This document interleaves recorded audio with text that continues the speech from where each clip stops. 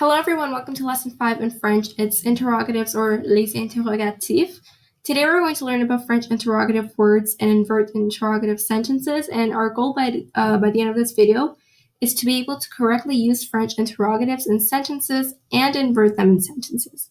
So let's get started with Partie 1A, les mots interrogatifs. So these are just basic question words in French. Qui means who, quoi means what, où with the accent grave on the U means where, pourquoi means why, and for pourquoi, a way to remember it is to break the word. So you have pour, which means for, and you have quoi, which means what, like we talked here. And so for what in English could basically mean why. So pourquoi means why, quand is when, and comment is how. And then just as a further knowledge for you, combien and combien de. So combien generally means how much, and combien de means how many. Quel ou quel mean which, and they can also mean what, depending on the context. But also for quel and quel, which this is obviously masculine and this one is feminine, the plural versions for masculine is quel with an S. The plural version of feminine is with an S. So pratiquez, here's some practice questions for you. You're going to fill in the blanks with one of these interrogative words. So for example, something a Vancouver, something ça va, and for some of them I've given it to you. So qui est le président des États-Unis?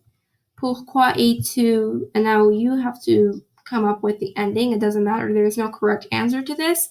It's just as long as it makes sense using pourquoi.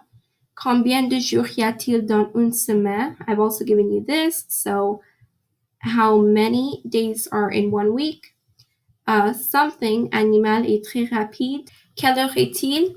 And for quelle heure est-il, I use the feminine version of quelle because heure is a feminine word. You can just check that using a dictionary. So quelle heure est-il? Something allons-nous manger? And something d'élèves y a-t-il dans la classe? And partie 1B, l'inversion des interrogatifs. So this is the inversion of interrogatives. It's a way to form a question, and there's going to be a hyphen between the verb and the subject pronoun.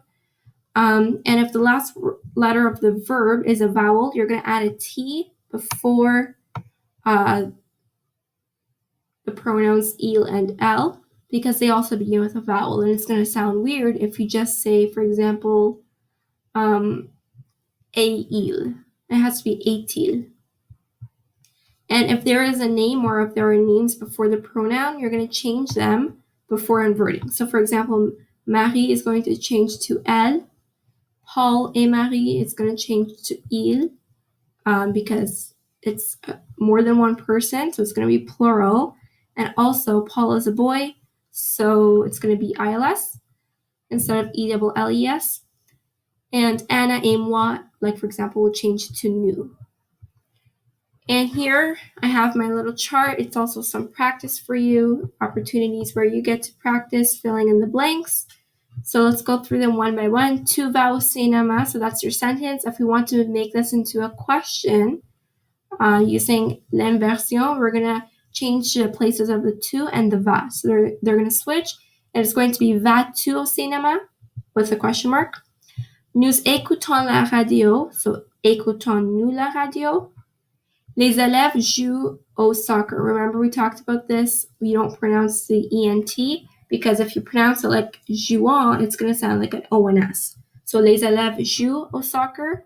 Now you have to tell me what this will be. Remember we said that if there are names before the pronoun, les élèves means the students.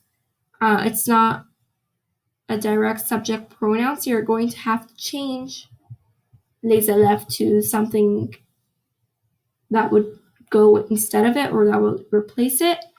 So what is that? Je, tu, il, elle, on, qui, nous, vous, il, ou elle. And so I've given you the verb. Now you have to fill it the subject pronoun. Sylvie et Lisa regardent la télé. So regardent-elles la télé? Remember, you're going to add an S because it's feminine plural.